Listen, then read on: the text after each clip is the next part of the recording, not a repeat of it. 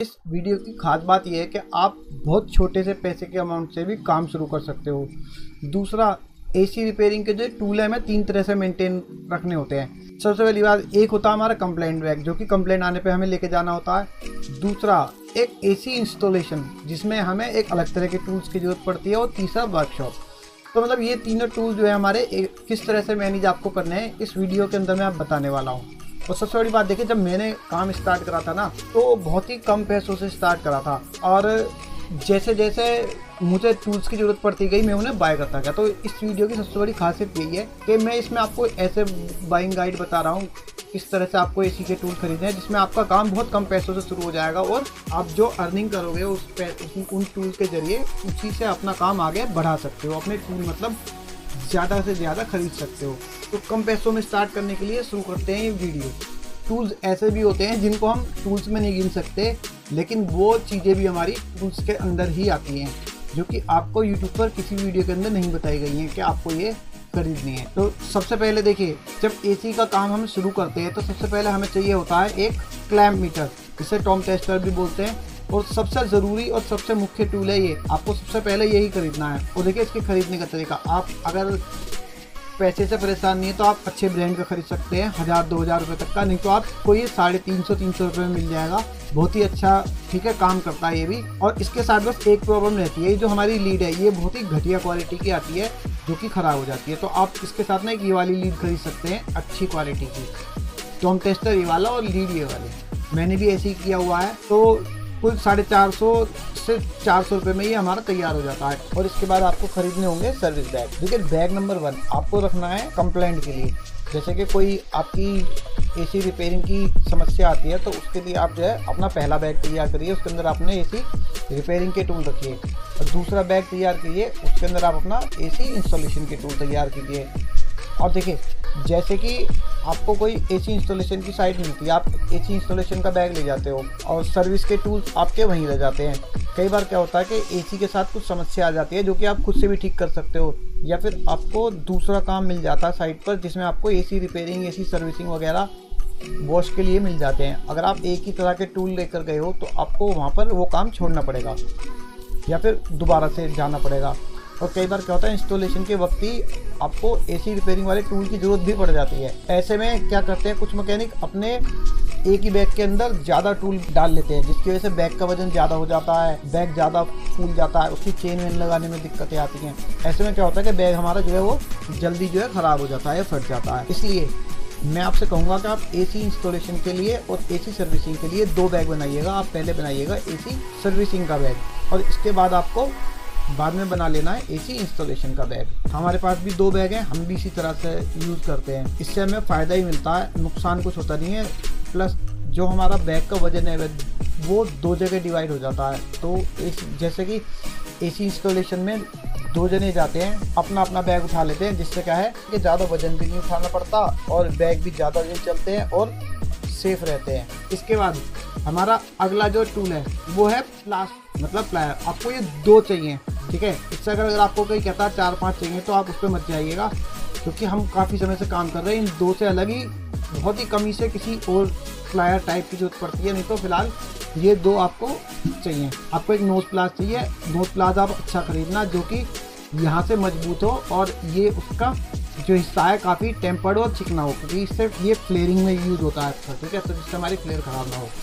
बाकी आप प्लास लीजिए, और इसकी जो है ये ग्रिप अच्छी होनी चाहिए। मेरे पास सेम ऐसा ही प्लास है, तो वो आज तक ख़राब नहीं हुआ, करीबन 4-5 साल से चल रहा है। ना उसकी ग्रिप ये फटी है, ना टूटी है, ना घिसी है, ठीक है ना। और वो स्टील ग्रिप प्लास है, स्टील का प्लास है। और देखिए, एक ये प्लायर यूट्यूब पर बता रहे हैं, आप खरीद लीजिएगा। Wire stripping and cutting tool इसको बोलते हैं। इसकी कोई आवश्यकता नहीं है, जो काम ये करता है वो हमारा प्लास भी कर देता। तो आप यहाँ पर इस प्लास के पैसे बचा सकते हैं। और इस वीडियो के अंदर मैं सब बताने वाला हूँ आपको क्या खरीदना क्या नहीं खरीदना। देखिए, जो टूल मैंने पिछले 3 दिखाए वो आपको खरीदने हैं, और आपको ये 3 टूल कंप्लेंट बैग के अंदर रखने हैं, ठीक है। मैंने आपको बताया ना 3 चीज़ें होती हैं हमारी, तो आपको वो टूल्स सारे कंप्लेंट बैग के अंदर रखने हैं। आप एक काम करिए, एक लिस्ट बना लीजिए। आप अगर टूल बैग बनाना ही चाहते हैं तो आपको इससे ही पता चल जाएगा कि कौन से टूल जो है हमें हमेशा अपने कंप्लेंट बैग के अंदर रखने हैं और कौन से अपनी वर्कशॉप पे छोड़ने हैं। इसके बाद देखिए आपको ये 3 टूल जो है ये चाहिए और ये कंपलसरी हैं आपके बैग के अंदर होने, कंप्लेंट बैग के अंदर। एक पेचकस जो डबल साइडेड हो, प्लस माइनस अलट पलट सकता हो, ऐसी एक ये छोटा पेचकस, ये भी इसकी भी बिट जो है वो प्लस माइनस में चेंज हो जाती है इस तरह से।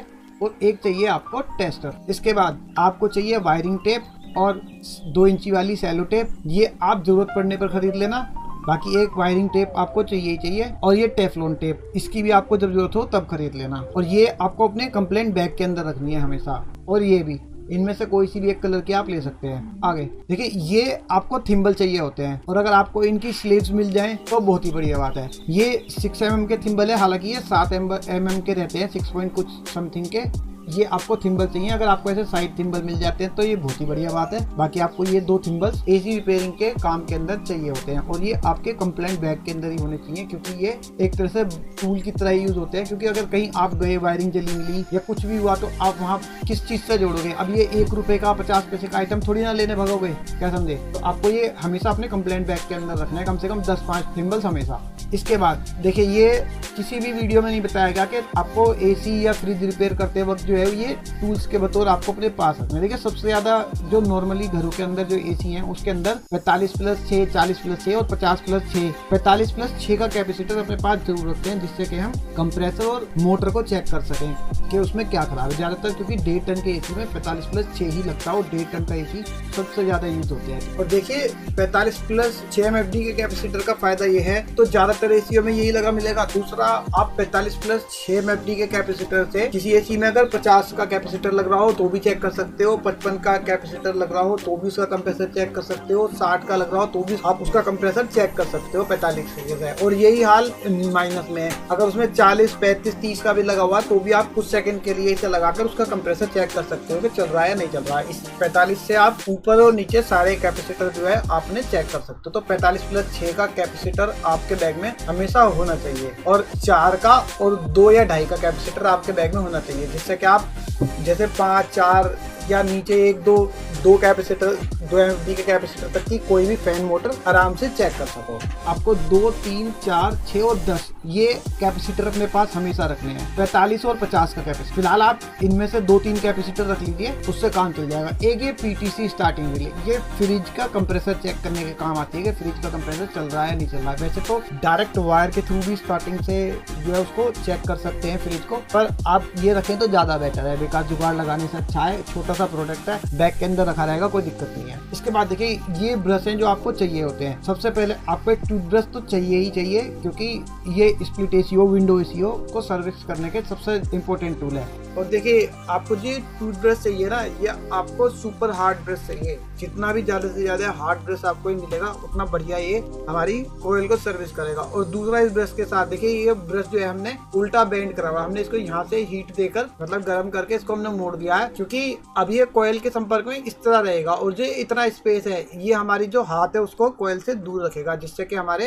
हाथ न कटे। क्योंकि अगर आप इस ब्रश को मोड़ेंगे नहीं तो ये ब्रश बिल्कुल सीधा होगा इस तरह से, और सर्विस के वक्त आपके जो उंगलियां हैं वो बैक साइड से कट जाएंगी। तो आप ब्रश को गर्म करके मोड़ लीजिएगा और उसके बाद ही आप इसे सर्विस के काम में लाइएगा। और उसके बाद विंडो एसी में आप एक इसको लकड़ी वाला ब्रश आता है, इसको टॉयलेट ब्रश के नाम से मिल जाएगा, लकड़ी वाला। ये ब्रश जो है इसके बिना विंडो एसी की सर्विस बढ़िया नहीं होती है। चाहे आप प्रेशर पंप यूज कर लीजिए, चाहे कुछ भी यूज कर लीजिए, ये टूल आपको दोनों चाहिए ही चाहिए। और ये होता है एक लोहे के दांते वाला ब्रश। ये ब्रश आता है हमारे काम कार्बन वगैरह झाड़ने के लिए, रस्टी मतलब जो जंग खा जाती है ना कोयले वगैरह, उसके साइड से या कोयलों पे जो रस्ट आ जाती है लीकेज के वक्त, ये हमारा उसको साफ करने के काम आता है। एक ये ब्रश है, ये ब्रश उस कोयल में काम आता है जो कोयल हमारी अंदर से काफी डस्टी हो गई हो विंडो एसी की सर्विस करने में, और ये छोटा ब्रश ना जा रहा हो या इसके ब्रश हल्के पड़ रहे हो तो ये ब्रश हमारे काम आता है, इसको हम कभी कभी यूज करते हैं। और देखिए एक ये टॉयलेट ब्रश अगर आपको लकड़ी वाला नहीं मिलता है तो आप ये वाला ब्रश यूज कर सकते हैं। और इसमें आप क्या करेंगे, जो ये वाला ब्रश है आप इसका जो ये मुड़ा वाला हिस्सा है जहाँ से ये मोटा हो रहा है, इसको काट देंगे और यहाँ से इसको थोड़ा सा घिस लेंगे ग्राइंडर से और इस तरह का बना लेंगे, तो ये आपका जो है ये ऐसे वाला बन जाएगा। क्योंकि अक्सर जो है ये वाला ब्रश अगर आपको नहीं मिलता है, ये वाला ले लीजिए। और अगर ये आप अच्छी क्वालिटी में लेंगे तो इसकी एक खासियत और भी रहती है कि जो इसके दांते हैं ये खराब नहीं होते हैं। ये ब्रश थोड़ा हल्की क्वालिटी के होते हैं, इसके दांते जो ब्रश हैं इसके जल्दी खराब हो जाते हैं। तो आपको इनमें से एक ये और एक ये तो हमेशा स्टार्टिंग में ही खरीद लेने काम शुरू करने के लिए, और आपको ये दोनों कंप्लेंट बैग के अंदर चाहिए।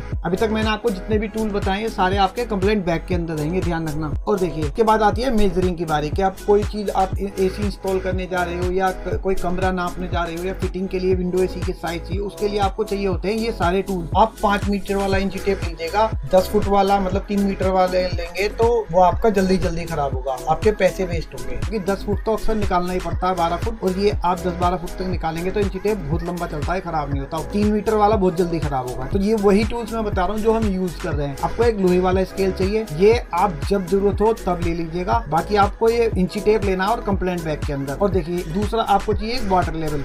वाटर लेवल जो स्केल है हमारा, ये कई तरह के आते हैं, ये कॉस्टली है, ये बहुत ही सस्ता है, 60, 70, 80, अब महंगाई का जमाना तो ज्यादा से ज्यादा हो सकता है 100 रुपए के आसपास। तो इस तरह के टूल आपने लेने हैं जिसमें आपका जो बजट है ना वो भी कम रहे, और आपको सिर्फ स्टार्टिंग में वो टूल खरीदने हैं जिनसे आप एकदम काम शुरू कर सको। बाकी जिस तरह की कंप्लेंट आती रहेगी आप उसके हिसाब से टूल्स खरीदते रहना। बिल्कुल सेम इसी तरह से मैंने स्टार्ट किया था। एक्चुअली हुआ क्या था, मेरा झगड़ा हो गया था जहाँ मैं काम कर रहा था, क्योंकि वो पैसे देने में और काम सिखाने में आनाकानी कर रहे थे। इससे मैंने पहले वीडियो में बताई भी थी ये बात आपको। तो मैंने अचानक से सडनली जब काम छोड़ दिया तो मेरे पास एकदम कॉल आने लगी, अब मुझे जाना पड़ा। तो सबसे पहली कॉल ही मुझे गैस चार्जिंग की मिली थी, तो मुझे कुछ टूल्स खरीदने पड़े थे। तो मैं आगे बताऊंगा कौन कौन से टूल्स मैंने स्टार्टिंग के पहले दिन में ही खरीदे थे। इसके बाद देखिए ये एक वर्नियर कैलिपर्स है, ये कोई इंपोर्टेंट टूल नहीं है, कोई जरूरी टूल नहीं है, मैंने सिर्फ इसलिए यहाँ पे लगाया है क्योंकि मेरे पास था, मुझे किसी ने गिफ्ट दिया था। और ये टूल आपके जब काम आता है, जब आपको कोई नट बोल्ट या कुछ भी ऐसी चीज हो जो आपको समझ में ना आ रही हो कितने mm की है, या खरीदनी हो या उसके लिए कोई टूल खरीदना हो, तो ये बहुत ही अच्छा टूल है। आप उसको नाप सकते हो कि मेरे को कितने mm की जरूरत है जो हमें लाना है। उसके बाद एक ही होता है साउल, इसकी भी आपको जरूरत पड़ सकती है कि ये टूल हमारा जो काम आता है ये सिर्फ एक एसेट एसी लगाने के काम आता है, इसकी भी हमें जरूरत पड़ती है, ये भी हमारे पास है। पर ये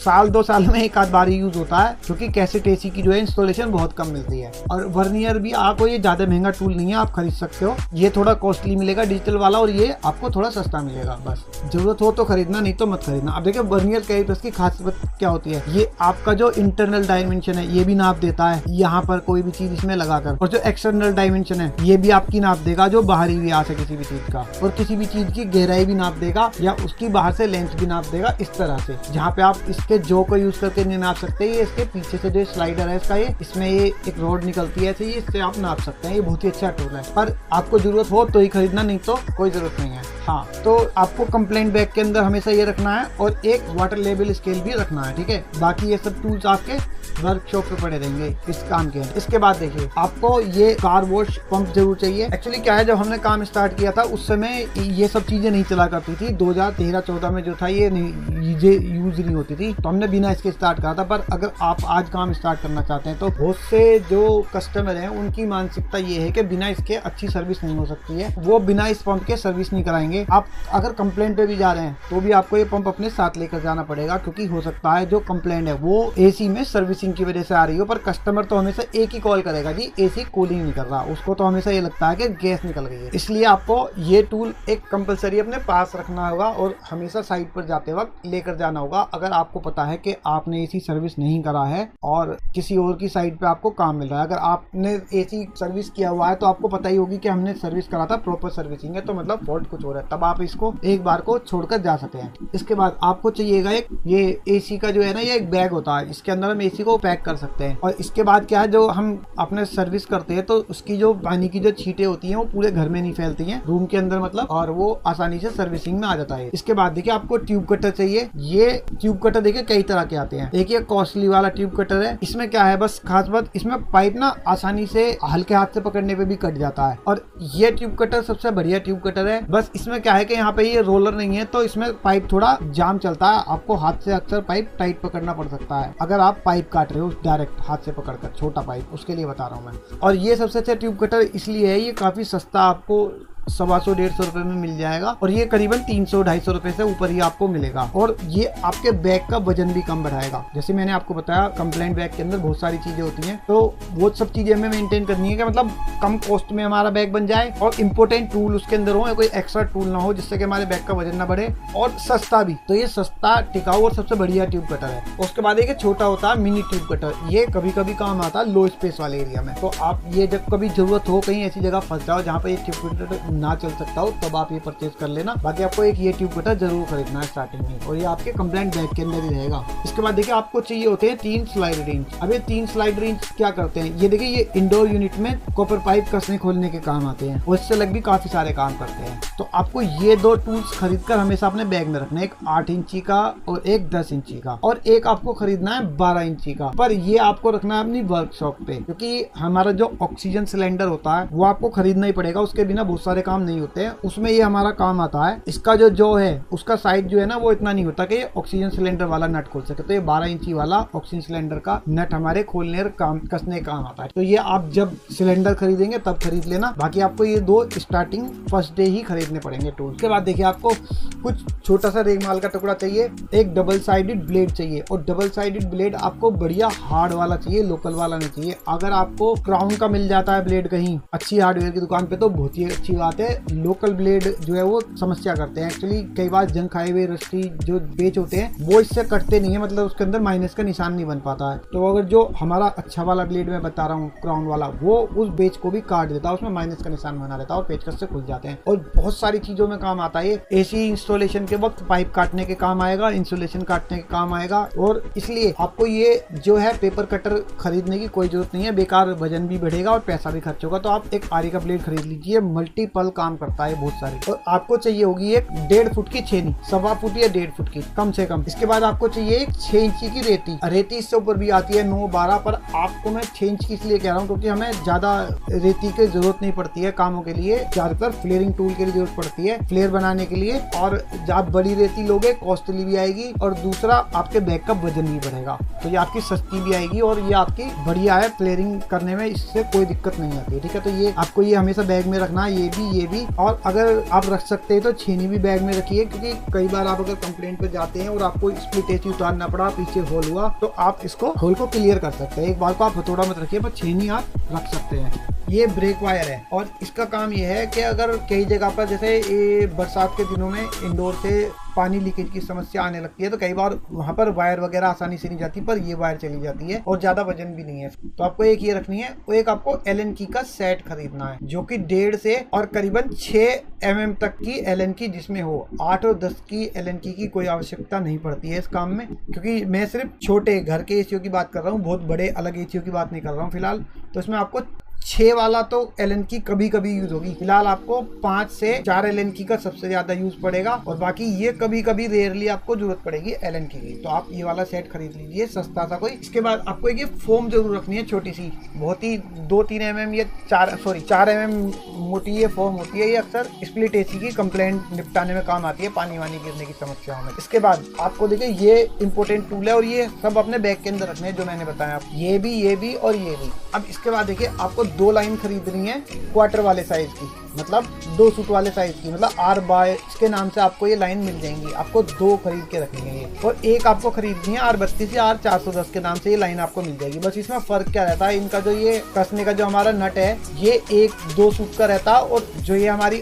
R32 वाली है इसका 2.5 सूट का रहता है, मतलब समझ रहे आप। तो आपको 2 लाइन, अगर आपको 2 लाइन में काम चलाना है तो आप ये लाइन निकाल दीजिए। आप एक ये खरीद लीजिए, ये काफी कॉस्टली आता है, या फिर ये खरीद लीजिए, ये सस्ता आता है और ये आपका इस लाइन का काम कर देगा। इसी में ये कनेक्टर करके इसमें जोड़कर आपका जो है कनेक्ट हो जाएगा और आपकी लाइन को ये 2.5 सूट की बना देगा। और आपको देखिए क्या चाहिए, अब मैंने बता दिया 2 या 3 लाइन आपको चाहिए, और साथ में या तो एक ये चाहिए या लाइन चाहिए। दूसरा आपको चाहिए कुछ रबड़, ये वाली। स्टार्टिंग में शुरू में तो आपको ये रबड़ की जरूरत नहीं है, क्योंकि आपकी लाइन आएगी अगर अच्छी आएगी उसमें रबड़ है तो कोई दिक्कत नहीं है। बाकी आप 2-4 रबड़ हैंड टू हैंड साथ में खरीद लीजिए। और ये पिन भी आपको खरीदने की कोई जरूरत नहीं है, क्योंकि स्टार्टिंग में लगी हुई आएगी, कुछ दिनों बाद अक्सर ये खो जाती है या खराब हो जाती है, तो आपको ये पिंच की भी जरूरत पड़ती है। तो अब आपके लिए देखिए इसमें से क्या क्या चीज आपको खरीदनी है। 2 लाइन R22 की, एक ये या फिर 3 लाइन, और ये आपको बैग के अंदर रखना है सारा सामान। और बैग के अंदर रखने का एक तरीका भी होता है, देखिए इसका और बताता हूँ। जैसे आप ये देख रहे हैं, ये इनके जो फेस हैं ये खुले हुए हैं। इनके अंदर कचरा जाने से ना आपको गैस चार्जिंग या कुछ भी करने में समस्या आएगी।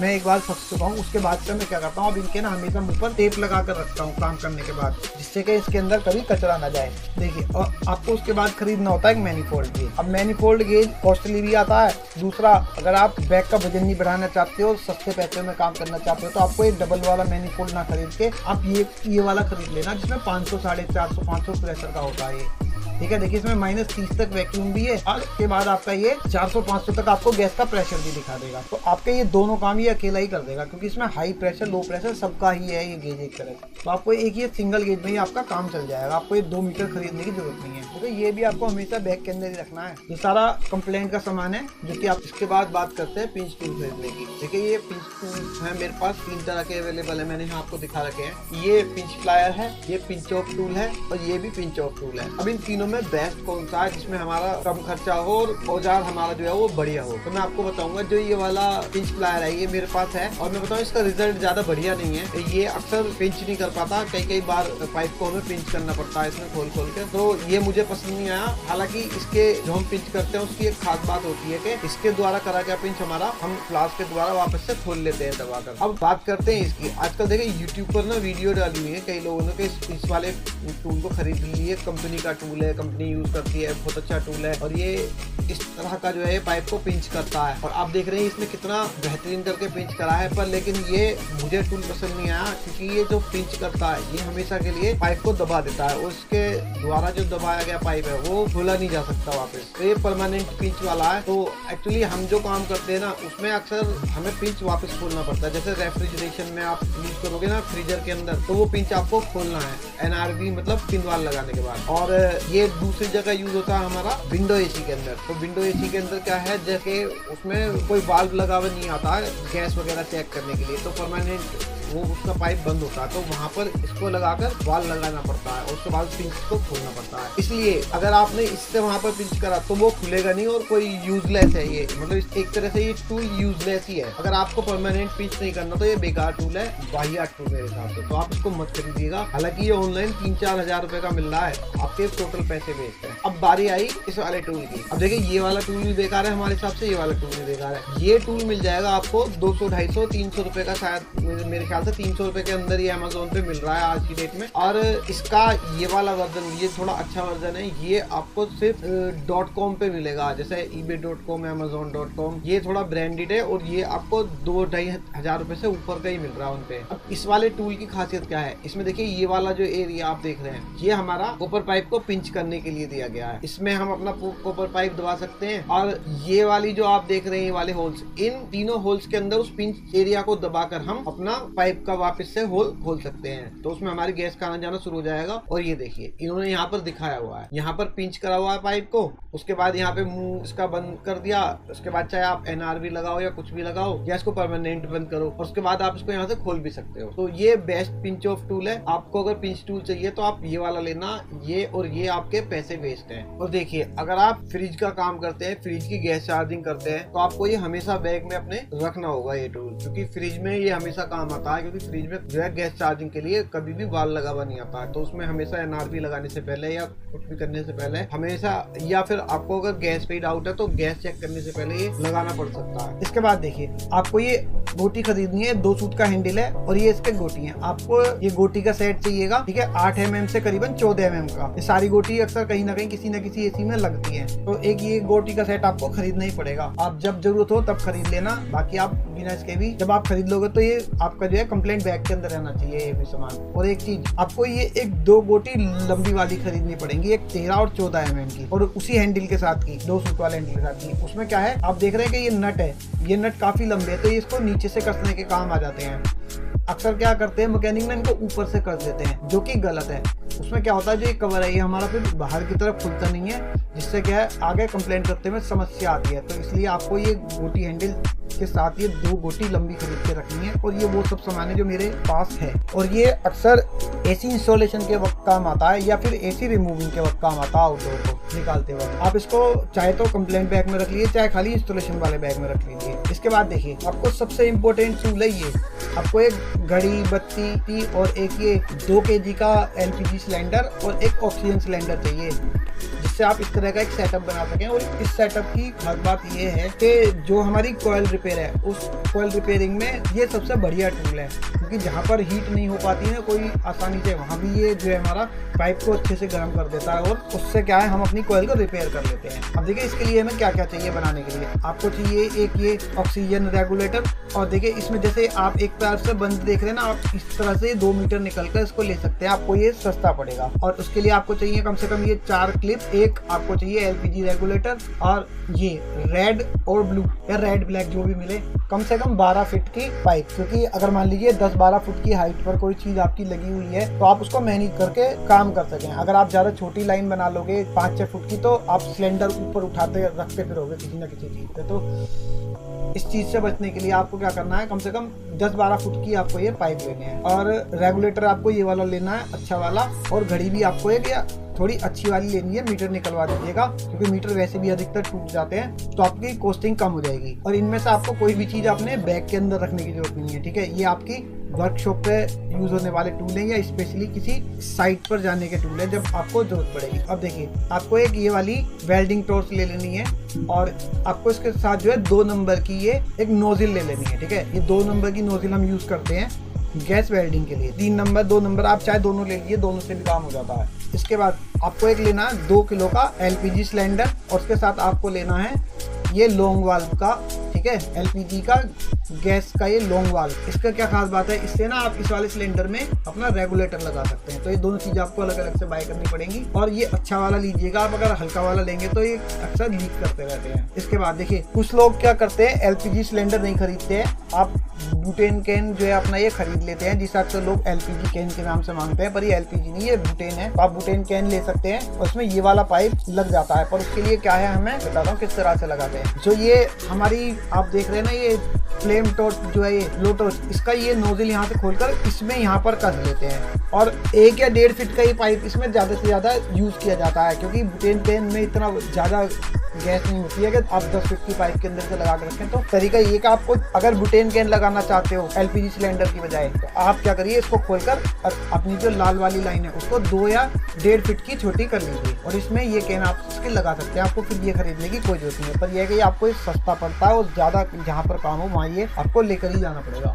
इसके बाद देखिए ये अलग अलग तरह के ऑक्सीजन सिलेंडर होते हैं। ये एक बहुत बड़ा ऑक्सीजन सिलेंडर है, बहुत ही भारी है और महंगा सिलेंडर है। और उसके बाद ये 3-4 तरह के छोटे सिलेंडर है, और एक है अपनी सिलेंडर की, ये आपको खरीदनी पड़ेगी।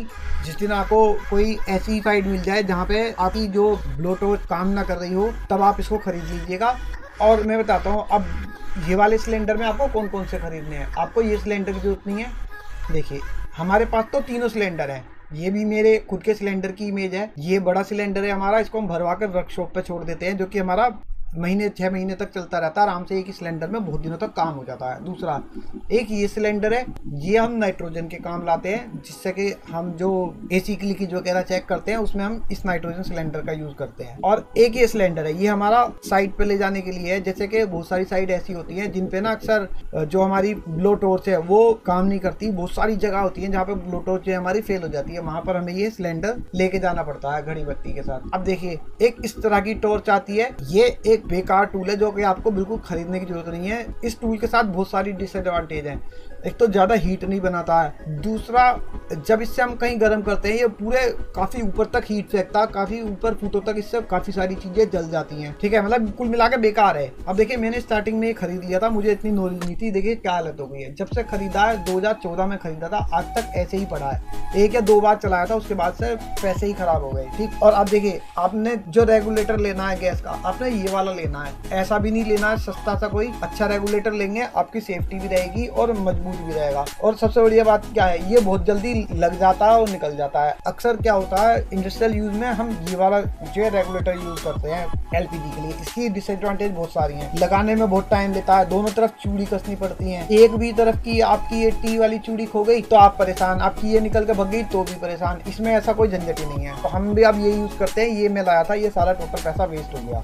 देखिए ये भी खाली इससे नहीं चलती है, इसको भी तैयार करने के लिए आपको एक रेगुलेटर ये वाला या कोई सा भी एक रेगुलेटर चाहिए, 2 क्लिप चाहिए, एक जो है आपको एलपीजी का गैस पाइप चाहिए। तो आपको ये सब पैसे बचाना भी बता रहा हूँ, कहाँ कहाँ बचाने हैं आपने अपने पैसे। अब देखिए जो छोटे मोटे और इजी काम है, जैसे कि कहीं इंस्टॉलेशन के वक्त पाइप जोड़ना, वो हमारा ये वाली केन भी कर देती है। तो इसलिए आपको क्या करना है, एक ब्लोटोर्च जरूर खरीदनी है, इसके साथ आप एक ये वाली पत्ती ले लीजिएगा। कई बार ये एक्स्ट्रा हीट ले जाने का काम आ जाती है, जिससे कि टाँके हमारे लग जाते हैं, कभी कभार नहीं लग रहे होते पर इस पत्ती की हेल्प से लग जाते हैं। ठीक है, एक ब्यूटेन केन ले लेनी है, इस तरह से आपकी अटैच हो जाती है। और ये कई तरह की आती हैं, आप यही वाली लीजिएगा, सबसे ज्यादा यूज होती है, सबसे ज्यादा एसी मैकेनिक इसे यूज करते हैं और ये खराब भी कम होती है। बस क्या है, इसकी रबड़ निकल जाती है नीचे की, तो उसका आपको ध्यान रखना है, इसके अंदर कुछ हमेशा फंसा के रखें कि कचरा वचरा ना जाए और रबड़ इसकी जो है निकल के हमारी ना भागे। दूसरा, आपको सिलेंडर लेने हैं, ये हमारे 3 kg के सिलेंडर हैं और मेरे पास करीबन 4 सिलेंडर हैं, जिसमें क्या है मैंने हर सिलेंडर का वजन करके लिखा हुआ है कि कौन सा सिलेंडर कितने वजन का है। और उसकी खासियत ये है कि जब सिलेंडर के अंदर गैस पता नहीं होती ना कितनी है, तो हम सिलेंडर का वजन करके पता चल जाता है, उसमें से 2480 घटा करके हमारी जो है गैस इसमें इतनी है। तो आपको सिलेंडर का सेटअप इस तरह से करना है और सिलेंडर के साथ जो ये वाल्व है ये अलग से खरीदने पड़ते हैं। आप अगर अच्छा वाल्व खरीदेंगे तो उसकी खासियत ये है कि जैसे आपने 150-200 का वाल्व ना खरीद के 300-350 का वाल्व खरीद लिया, तो आपकी मान लीजिए इसमें 200 kilo 4 kilo gas, sorry 4 kilo का तो सिलेंडर भी नहीं यार, मतलब 1 किलो 2 किलो गैस पड़ी है और वाल्व आपका खराब हो गया, तो आपकी वो गैस खराब हो सकती है। आपका इतने का तो वाल्व नहीं है जितना आपका गैस का नुकसान हो जाएगा, क्योंकि मैं कर चुका हूँ। उसके बाद से मैं हमेशा ब्रांडेड ही वाल्व खरीदता हूँ, जिससे कि हमारी आगे से गैस का नुकसान ना हो। किस तरह से नुकसान हुआ था आप समझेंगे कि बेकार झूठ बोल रहे हैं। वो ये कि मैं इसके अंदर 2.5 किलो गैस लाया, मैंने एक एसी में गैस चार्जिंग करी, उसके बाद ये यहाँ से थोड़ा सा सिलेंडर लीक कर रहा था, मैंने क्या करा उसको थोड़ा सा और टाइट कर दिया। जैसे ही मैंने उसको टाइट करा ना, ये पिन यहाँ से निकलकर उसकी चूड़ी स्लिप हो गई, कट्टे से टूट गई इसको टाइट करने के चक्कर में, मतलब चूड़ी अंदर से स्लिप हो गई और सारी गैस यहाँ से मेरी पूरी गैस निकल गई इस जगह से और इस जगह से फुस करके। इतना दुख हुआ कि मैंने यार इतने का तो सिलेंडर वाल्व भी नहीं था जितने की मैंने गैस का नुकसान कर दिया। उसके बाद से मैं हमेशा सब सिलेंडर में कंपनी के वाल्व यूज करता हूँ अच्छे, और अगर मुझे लगता है कि वाल्व बहुत ज्यादा टाइट करना पड़ रहा है या उसमें कुछ लूजिंग आ गई है तो मैं उसको फौरन बदल देता हूँ, क्योंकि गैस हमारी ज्यादा कॉस्टली है वाल्व से। ठीक है, आपको 3 सिलेंडर रखने हैं। आप देखिए कौन कौन सी गैस के लिए रखने हैं। एक रखना है आपको R22 के लिए, क्योंकि R22 हालांकि बैन होने वाली है कुछ समय में, लेकिन अभी भी R22 के एसी चल रहे हैं। दूसरा R32 के लिए एक सिलेंडर रखना है और एक रखना है 410 के लिए। बाकी जो गैस है अक्सर उनके छोटी छोटी केन्स आती हैं। और देखिए एक सिलेंडर मेरे पास 1 किलो का भी है, कई बार जैसे ज्यादा सामान हो जाता है तो मैं थोड़ी सी गैस, जैसे किसी एसी में 2 किलो का है, वो भी 1 किलो का सिलेंडर नहीं है, छोटा सिलेंडर है 2 किलो गैस का, तो 1.25 किलो गैस हम उसमें ले जाते हैं वजन को बचाने के लिए या बैग में जगह ना होने की वजह से। तो 4 सिलेंडर मेरे पास है, आप कम से कम 3 सिलेंडर तो खरीद ही सकते हैं। और देखिए सिलेंडर के बारे में मैं आपको इसलिए बता रहा हूँ कि अगर मान लीजिए आप एक ही सिलेंडर लेंगे तो पता चलेगा आपने R32 ली, अब अगले एसी में आपको 22 डालनी है, तो आप उसकी 100-250 ग्राम गैस जो भी है बची हुई आपको उड़ानी पड़ेगी, खराब करनी पड़ेगी उसे डलाने के लिए। और सिलेंडर बार बार वैक्यूम करोगे या नहीं भी करोगे तो भी गैस का तो नुकसान जाएगा ही।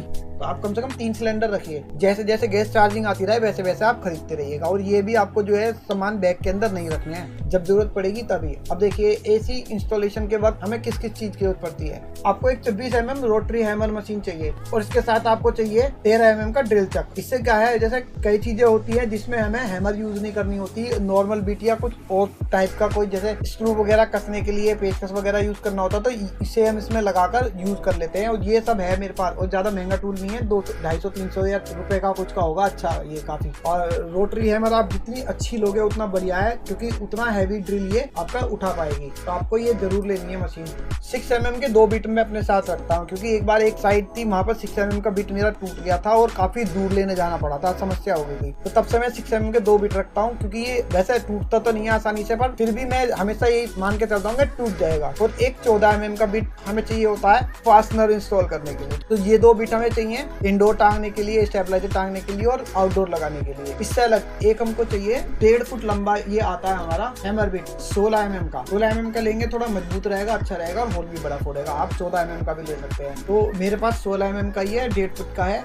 और एक ये है 65 mm हॉल सो मेरे पास, और इसके साथ 350 mm मतलब 1.25 फुट के करीब की ये मेरी रॉड है जो कि दीवार में होल करने का काम आती है।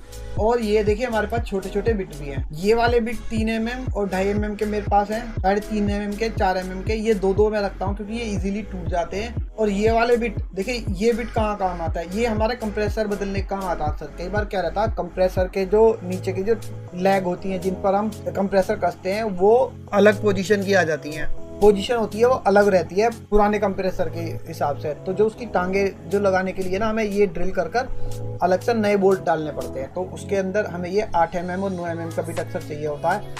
बाकी ये 12 mm का बिट भी हमें अक्सर 10 का और 12 का भी जरूरत पड़ जाती है। कई बार जब हम विंडो एसी या स्प्लिट एसी लगा रहे होते हैं तो कई बार हमें लकड़ी के अंदर से होल करना पड़ जाता है बहुत छोटा सा वायर निकालने के लिए, जैसे 3 कोर 4 कोर। तो अक्सर कई बार बहुत अच्छी कंपनी के साथ ना बहुत मोटी वायर आ जाती है 9, 10, 11 mm की, तो वो 12 mm के बिट से आराम से निकल जाती है। तो हम एक बिट ये अपने साथ इंस्टॉलेशन के वक्त बैग में रखते हैं। या फिर कंडेंसर, जैसे स्प्लिट एसी का कंडेंसर अगर हमें बदलना पड़े तो हमें ये वाले बिट चाहिए होते हैं 2-3 mm, 2.5 mm और 3 mm के, जिससे कि कंडेंसर के लिए नई जगह नए होल कंडेंसर में करके उसको कस सके। अक्सर मैकेनिक क्या करते हैं, केबल टाई से बांध के उसको छोड़ देते हैं, मतलब अनफिट कंडीशन में, वो परेशानी करता है या एसी में कूलिंग पूरी नहीं आती है। तो अच्छे से फिटिंग के लिए आपको ये टूल्स हमेशा चाहिए होंगे। ठीक है, बाद आपको कम से कम 1.25 किलो का हैमर चाहिए। आप इससे हल्का लोगे तो वो छेनी पे चोट कम करेगा और आपको दीवार में होल करने में दिक्कत होगी। तो आप 1.25 किलो का अच्छा हैमर ले लीजिए। और ये भी आपको अपने साथ बैग में नहीं रखना, ये जरूरत के वक्त ही आपको इंस्टॉलेशन के वक्त आप इसे लेके जाएं।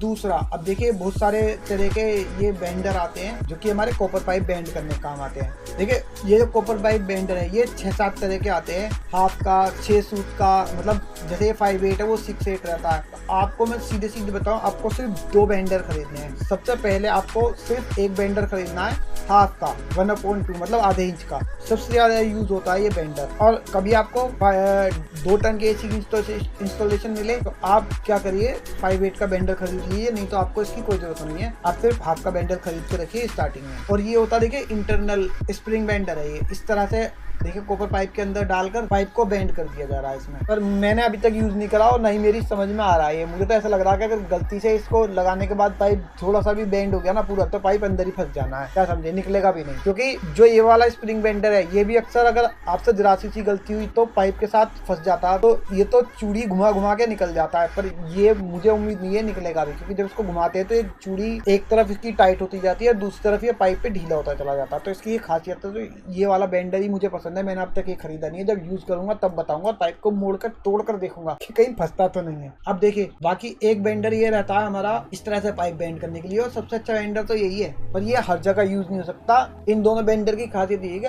अलग अलग पोजीशन में, अलग अलग सिचुएशन में ये हमेशा यूज होते हैं। तो कहीं हमें ये यूज करना है, कहीं ये यूज करना है। तो जितना बैंड हम इस बेंडर से दे सकते हैं इस बेंडर से कभी नहीं दे सकते, भूल जाइए ना। इस बेंडर से आप इस तरह का बैंड दे सकते कभी, छोटा बैंड, और ये बहुत ही शार्प और अच्छे बैंड बनाता है। पर आपको इसमें थोड़ा दिक्कत आती है बैंड करने में, आपसे हल्की सी भी गलती हुई तो ये पाइप को खराब कर देता है। खराब इसमें भी हो जाता है पर इसमें अधिकतर खराब हो जाता है अगर आपसे जरा सी भी गलती हुई। और दूसरी वजह पाइप खराब होने की, देखिए जो लोकल हल्के पाइप है वो इसमें अक्सर खराब ही हो जाते हैं ज्यादातर। बाकी जो अच्छा पाइप है हैवी मोटे गेज का, वो इसमें कभी आसानी से खराब नहीं होता है, और उसी के लिए ये बना है। क्योंकि हल्का पाइप से एक बार को हल्के हल्के हाथ से मुड़ जाता है, पर वो पाइप हमारा नहीं मुड़ता है। तो आपको एक हाफ का बेंडर लेके रखना है। ये देखिए ये 12 mm का बेंडर है लगभग हाफ का, और एक ये 5/8 का बेंडर है। ये दोनों बेंडर मेरे पास है, इनमें से ये 2 मेरे पास है, और इनसे अलग भी काफी सारे बेंडर है नीचे के और ऊपर के, कभी यूज ही नहीं आए, किसी काम में नहीं आए। जब से खरीदे हैं टोटल पैसा बेचते, एक बार भी यूज नहीं करे हैं कहीं। इसके बाद देखिए अब फ्लेयर डाई, अगर फ्लेयर डाई आपको खरीदनी है, ये तो खरीदनी पड़ेगी, क्योंकि अगर स्प्लिट एसी में रिपेयरिंग करनी है, फ्री इंस्टॉलेशन करना है, तो इसके बिना काम नहीं होने वाला।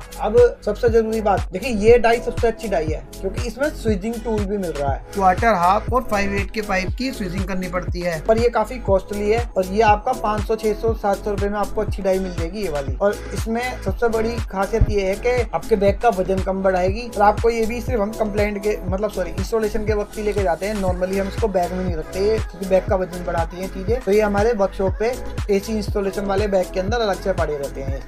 और ये बहुत ही ज़्यादा कॉस्टली डाई है और काफ़ी वजन भी है इसके अंदर। मैं तो यही कहूँगा कि आप इसको स्टार्टिंग में ना खरीदें, क्योंकि स्वीजिंग की भी बहुत कमी से जरूरत पड़ती है। अक्सर लोग बाग पाइप को जोड़ने के लिए भी प्लास से पाइप को थोड़ा सा फुलाकर टाका लगा देते हैं और कहीं नहीं जाता आसानी से। और देखिए इसके साथ ये कि रैचेट है, इसकी भी आपको ज़्यादा जरूरत नहीं पड़ती है। हालांकि ये अच्छा टूल है, अगर आप सिलेंडर के लिए यूज़ करना चाहते हैं तो ये ले लीजिएगा। तो अब और ये फ्लेयर डाई में एक खास बात है कि आपको ये फ्लेयर डाई जो खरीदनी है, इसमें एक चीज़ का ध्यान रखना है कि ये जो आप जो देख रहे हैं ये आपकी बड़ी चिकनी और हार्ड अच्छी वाली होनी चाहिए। फ्लेयर कॉर्न हमारा जो है ये, और जो ये फ्लेयर बांक है, इसको लोग बहुत कोई बांक बोलता है, कोई कुछ बोलता है, तो आपको हालांकि इस पर ट्यूबिंग टूल लिखा हुआ है, इसको ट्यूबिंग टूल ही बोलते हैं। तो इसमें एक चीज़ का आपको ध्यान देना, देखिए आप ये जो इस पर फ्लेयर कॉर्न बनी हुई है ना, ये अक्सर ना ये बहुत छोटी सी रहती है, तो जिसमें बड़ी होगी वो आपके लिए अच्छा है, उसमें आपकी अच्छी फ्लेयर बनेगी। देखिए कितनी बड़ी इसमें जगह दी हुई है फ्लेयर बनाने के लिए। इससे पहले मेरे पास एक डाई थी, उसमें ये काफी जगह कम थी, तो आपको ये डाई खरीदते वक्त हमेशा ध्यान देना है कि ये जिसमें सबसे ज्यादा जगह हो चिकनी, वो आपको डाई खरीदनी है। आप 2-3 कंपनियों की देखकर खरीदिएगा। और आपको इतने सारे होल आप देख रहे हैं इसमें, एसी फ्रिज रिपेयरिंग में मैं आपको बताऊं, ज्यादातर छोड़ो, आज तक मैंने जो यूज करे हैं सिर्फ 4 ही पॉइंट यूज करे हैं, 5/8 वाला, 3/8 वाला, हाफ वाला और क्वार्टर वाला। बाकी और पता नहीं किस मशीन में कहाँ यूज होते हैं। इसके बाद देखिए, अगर आप एसी लगाने जा रहे हो, आपको लकड़ी की वहाँ पर बोर्ड या खिड़की विंडो कुछ मिल गई जहाँ पर आपको एसी लगाना है, तो आपको एक ये लकड़ी का होल तो चाहिएगा। इसके अंदर काफी सारे साइज हैं, आपको कम से कम 65 इंच वाला 65 mm वाला चाहिएगा, जिससे कि आप लकड़ी में इस तरह से होल करके स्प्लिट एसी को फिट कर सकें। और देखिए ये टूल मैं बता चुका हूँ आपको, बैग में नहीं रखना है कंप्लेंट वाले, ये भी कंप्लेंट वाले बैग में नहीं रखना, ये इंस्टॉलेशन वाले बैग का सामान है। ठीक है, आपने पेन पेपर ले लिया, आप नोट कर रहे हैं ना क्या क्या चीज आपको स्टार्टिंग में खरीदनी है और क्या क्या जरूरत पड़ने पर खरीदनी है। इसके बाद देखिए बारी आती है वैक्यूम पंप। अब वैक्यूम पंप काफी कॉस्टली रहते हैं और सिर्फ वैक्यूम करने के काम आता है। अधिकतर मार्केट में काम हो रहा है वो सारा इस कंप्रेसर से हो रहा है। वैक्यूम पंप लोग कम खरीदते हैं। इसकी खास बात क्या है कि आप लोग अक्सर नाइट्रोजन का सिलेंडर भी नहीं खरीदते हैं, नाइट्रोजन की बजाय इससे ही प्रेशर डाल के लीकेज ढूंढ लेते हैं। अक्सर 100, 200, 250 प्रेशर तक डालकर इससे अपना वो लीकेज ढूंढ लेते हैं, तो ये दोनों काम कर देता है। तो इसलिए आप भी ऐसा कर सकते हो। आप नाइट्रोजन सिलेंडर के पूरे 5-6 हजार रुपए का कम से कम, जब मैंने खरीदा था तब आया था 5500 रुपए का सिलेंडर। तो आज उन बातों को हो चुके हैं करीबन 9-10 साल हो गए। 2014 में खरीदा था मैंने, तो 9 साल के करीब हो गया। आज पता नहीं, शायद और 1000-2000 रुपए बढ़ ही गए होंगे सिलेंडर पे। तो 6-7 हजार रुपये आप इसमें बचा सकते हैं अपने, और वैक्यूम पंप में बचा सकते हैं। आप फ्रिज का कंप्रेसर ले लीजिएगा एक दूसरे से, किसी मैकेनिक से अगर आपका जुगाड़ है तो 1800-1500 में जो भी आपको वो दे, चलता हुआ कंप्रेसर, और उसमें आप खाली ये पिन वाल्व लगा लीजिएगा सक्शन और डिस्चार्ज लाइन पर। देखिए जैसे कि ये मैंने बनाया, ये मैंने अभी बनाया है 2023 में ही, अगस्त में ही बनाया है मैंने, क्योंकि मुझे एक ऐसी साइड मिल गई थी जहाँ पर नाइट्रोजन की बहुत ज़्यादा ज़रूरत थी।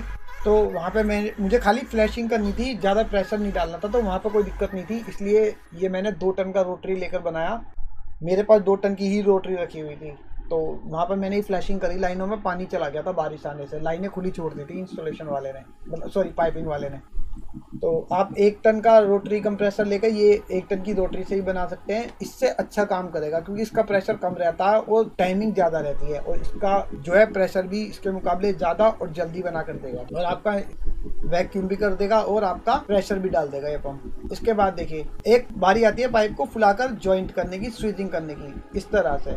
तो मैंने आपको बताया था कि ये वाली डाई जो है हमारी, इसके अंदर आपको सारी चीज़ें मिलेंगी। ये देखिए इस तरह से आपकी स्विचिंग कर देगी ये डाई, ठीक है, और आपकी फ्लेयर भी बना देगी। आपको ये कई सारे डाई किसमें साइज भी मिल रहे हैं, हाफ का, क्वार्टर का, और अलग अलग। एक ये स्विचिंग टूल आ रहा है, मैंने आज तक यूज नहीं करा है, मुझे पता नहीं है, पर टूल देखने में अच्छा लगा। अभी लाऊंगा तो रिव्यू डालूंगा। हालांकि मुझे ये मजबूत नहीं लगता, जैसे जिस तरह का ये बनाया गया है। कम से कम मेरे हिसाब से इसकी चौड़ाई ज़्यादा होनी चाहिए थी, और इसमें ये 2 की बजाय नट ज़्यादा होने चाहिए थे, जिससे कि खोलते बंद करते में ये मजबूत रहे। पर मुझे इसकी मजबूती पे थोड़ा सा डाउट है। बाकी देखने में ये बड़ा अच्छा लगता है। इसकी वीडियो यूट्यूब पर मैंने देखी है, वो भी ठीक लगी है। बाकी और यूज़ करके ही बताऊंगा। और देखिए ये स्वीजिंग टूल है, इसको स्वीज करने का बड़ा ही घटिया सा तरीका है। मैं सही बताऊं, बिल्कुल वाहियात तरीका, मुझे बिल्कुल पसंद नहीं आया। लाया था, पैसा वेस्ट हो गया। 1-2 बार लगाया, स्वीजिंग करने की कोशिश करी। 2 बंदे चाहिए इसमें स्वीजिंग करने के लिए, और कई जगह पे इससे स्वीजिंग हो भी नहीं पाती। तो आपको स्वीजिंग टूल खरीदने की कोई जरूरत नहीं है। फिलहाल आप नोक प्लास्टर पाइप को फुलाकर आप टाका लगा दीजिए, कोई दिक्कत नहीं है। थोड़ा सा बस क्वार्टर वाले में डर लगता है कि कहीं वो बंद ना हो जाए। क्वार्टर वाले में स्वीजिंग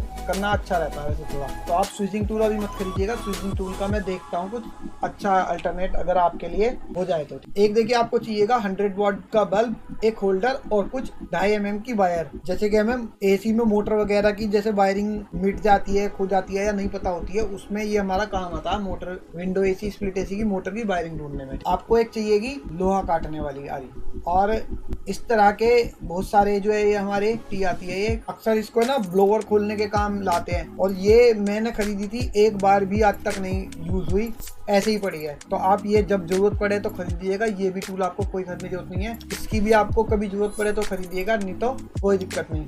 बाकी सोल्डरिंग आयर, वायर पेस्ट जो भी है, ये भी आपको कभी ऐसी पीसीबी या कोई चीज मिले जिसमें आपको कुछ समझ में आ रहा हो कि हाँ भाई इसको मैं खुद से रिपेयर कर सकता हूँ, तो आप खरीदिएगा, नहीं तो इसकी भी कोई जरूरत नहीं है। मैंने भी बहुत सालों बाद खरीदा था, जब एक आध बार पता चला कि हाँ भाई छोटा मोटा फॉल्ट है, इसको हम खुद कर सकते हैं, क्योंकि पीसीबी रिपेयरिंग हम खुद से नहीं करते, पीसीबी रिपेयर वाले से कराते हैं। इसके बाद देखिए, ना तो आपको ये खरीदने की जरूरत है, ये टाइम पे खरीदने की जरूरत है, और ये भी, और एक ये कुछ मैकेनिक इसका यूज करते हैं, हमने आज तक नहीं खरीदा। एक आध कंप्लेंट आती है जहाँ पे अक्सर ब्लोअर वाला कोई मांगता है कि ब्लोअर से करते हैं अच्छी सी सफाई, हमें ऐसी वाहियात बेकार दिखावे वाली सफाई नहीं करते, क्योंकि ये इतनी धूल उड़ाता, पूरा घर गंदा, खुद भी गंदे, तो हमने नहीं खरीद रखा। आपकी मर्जी हो तो खरीदना, नहीं तो इसकी भी कोई जरूरत नहीं है। इसके बाद आपको 2 ये वाल्व चाहिए जो कि अलग अलग गैस की कैन पे लगते हैं, ठीक है। 134A और 22A का आपको सेम मिलेगा, और एक 290 और 600 गैस के लिए अलग से मिलेगा। इस तरह से आप कैन पे इनको लगा सकते हैं। तो ये अक्सर फ्रिज की गैस चार्जिंग के काम आते हैं, और एसी की गैस चार्जिंग में एक बार ही काम आया है आज तक, वो भी गोदरेज के एसी में